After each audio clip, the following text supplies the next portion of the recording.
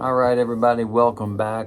This is Jimmy with Papa J Vinyl. Hope you're doing well. Don't forget to subscribe, like, comment, help spread the word on this channel. Hey, thanks for the comments and all the support so far, everybody.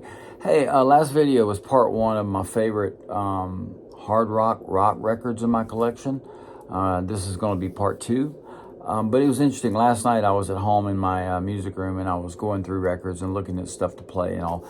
And I start pulling out all this stuff that I forgot I had. And I was like, man, I should have put this with the video today, or I can put it with the video the next part two. And then I thought, no, you know what?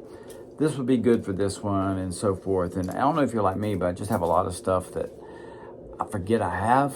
And, you know, I guess that's true with everybody. Today, there's a store right below my office here that is a record store. It's going out of business. And I've become friends with the owner pretty well. And I would be my friend too if I'd given him that much money over the years. But he's a good guy, man. And he's kind of gives me a really good discount on stuff, and a really good discount on all the stuff on the inventory that's currently in there. But today I went over there and spent a little bit of time and picked out about 30 records he's holding on to me until I get back over there. And I'm gonna go look through his cassettes and some other stuff too. But when I got back in the car, I thought, you know what? I will never pull but about 4 of those records out of their sleeves and put on the record player the turntable eventually. I don't know if you're like that, and it made me think that, you know what? It is an addiction, man. Record collecting is like an addiction. And maybe I'll have to do a video on that, since I am a therapist that deals a lot with addiction. Maybe we can talk about record collecting addiction one day. Well, anyway, all right, so that's another video. Here we go with part number 1 of the part 2. Great record. Got it about a year ago. Debut from a record put together by 2 pretty known musicians. The debut from Audioslave, Tom Morello, Chris Cornell. Good gracious, what a record, y'all. The guitar work on this record is amazing, and I have to say that Cornell's voice is pretty stellar itself. But yeah, man, Audioslave debut, fantastic. The next one I don't have to say a lot about. I really don't. There's not a whole lot you can say that's already been said, and if you have the record, you understand already. But when this record came out, this band lost a lot of fans, but they also gained more than they lost. Very commercial record for this band. You got to see different elements than you had seen before. It also proved that their lead singer could actually sing not too bad. But anyways, the Black Album from Metallica. I spin it quite a bit just because it's so good and it sounds so good. So anyway, yeah, I'm not going to spend a lot of time on this record. You guys know all about this record. I don't want to spend, but I will say this. Another one in my collection, the new one by them, 72 Seasons. Good gosh, man. I love every song on it. And I've had some friends of mine say they don't like that record at all. I do. I just think it's sonically so good, and the songs are great. I just love it. That's not the cover, that cover.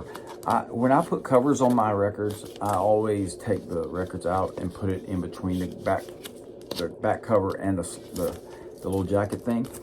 That way, when I get ready to pull out a record, I don't have to pull the whole record out of the plastic, because that's an aggravating thing to put back on. So I just pull it out like this. Some of them are so tight, man. I just broke it. But anyway, I'll replace that, of course, now. But that's how I do it. Pull it out like that. That way I have the records. I can just slide them right back in there. So anyway, but that's a fantastic record, man. Good packaging too. I love the yellow. That's really cool. All right. Next one.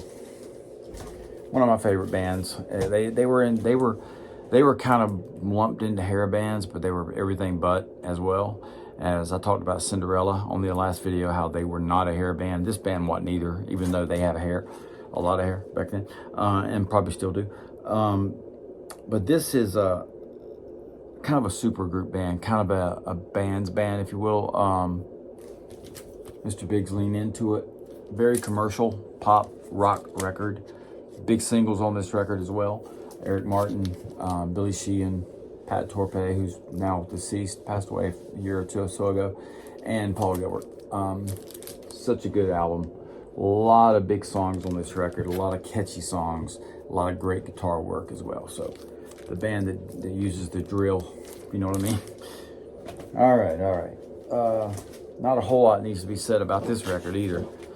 First time I ever saw them was in 1987. They were opening for Motley Crue on the Girls tour. Had never heard of this band, didn't know who they were. The next day I went to the mall, bought the cassette. Appetite for Destruction, Guns N' Roses. I don't have to say much about it either. I'm not going to sit here and spend a lot of time on records that you guys know every song and you've heard every song. Why do I want to sell you on something that... Look, I look at it this way. If you're a rock fan and you don't have this record by now, you're never going to have it. You'd have already gone and bought it. All right, another one. I could say a lot about this band right now, especially their singer. But this record here, front to back, is amazing. A lot of people like the next one better than this one, but not me. This is my favorite Bon Jovi record. Slippery When Wet. This is just, they were hungry, man. And then New Jersey came out. It was just catapulted them into the stratosphere. But this record is the one that got them on a different playing field. This is when this record came out. They were opening for like ZZ Top, and they were even opening for Loverboy, and there was just all kinds of crazy stuff. But I will have to say, and let me get on my soapbox real quick. I think John Bon Jovi's an amazing songwriter. I think back in the day here, and even when Keep the Faith came out, and some of the records after that, I think John had a great rock and roll voice just for what he did. I do. But now, y'all, I think it's horrible. It hurts to watch videos of him. I don't know if he's surrounded by yes men. I don't know if he can't hear it or anybody's afraid to say anything to him. I don't know, but it is terrible. His voice is terrible. And look, I get it. John Bon Jovi is 1 year older than me. So I get it, how voices change, how the body changes as you get older. But and I know he gets up there and he's still, even now, he gets up on stage and entertains his fans. You can't take that away from him. He's a great front man. I don't think he's as good now as he was. And I will say this, the 2020 record that John put out as a solo record, the podcast that my friend and I used to do, one of the things we did was we voted 2020 as the worst record that year ever released of that year. I think that record's horrible. I think the songwriting's lame and terrible and too political and all that stuff.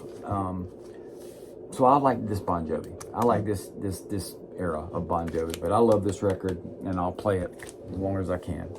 All right, y'all, a couple more. Don't have to say a whole lot about this one either, but I love this record. I like everything on it. Now, some of their ones afterwards, I only liked a few things on it, maybe the hits and maybe one or two more. But on this one, every song is a winner to me. I think it's great. I think Motley on this one was absolute. And I like Too Fast for Love too, man. But I love this inside cover. Look at that. That's cool. If you're a Motley fan, it might be time for them to quit too. But, hey, we got this record and it's awesome. All right, my last one, y'all. It's a band I talked about yesterday. And I haven't liked a lot of their later stuff in the last 10 years. Even though it's really good, I haven't really just dug all the tunes until this record came out.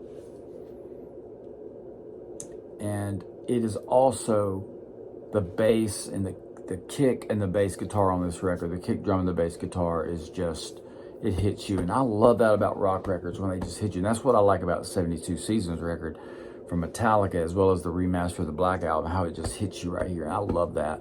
But this record does it too. Even The Devil Believes Striper, good gosh, it's so good. Michael Sweet produced it. I think he produced it. I will tell you right now. I'm pretty sure he did. Let's see if he did or not. Yep, he did. This is the back cover of it. And one thing I'll say about them is, you know what? They still sing about what they've always sung about. I have no problem with it. But this record, man, go get this record. It is fantastic. All right.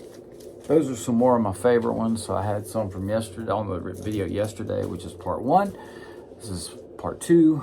Some of my favorite rock records. Hey, don't forget to subscribe, like, comment again. Got some new stuff coming out. Going to do some stuff on the classic rock records, Hairband. Going to do some psychology stuff about why we get addicted to records. And also, I want to do another video on music and gear shaming, which I am totally against. Look, if you like something, I don't like it, good for you, man. It's all about what you like, and it's all about how it makes you feel. So, all right, everybody, that's it for today. You guys have a great rest of your day. Talk to you next video.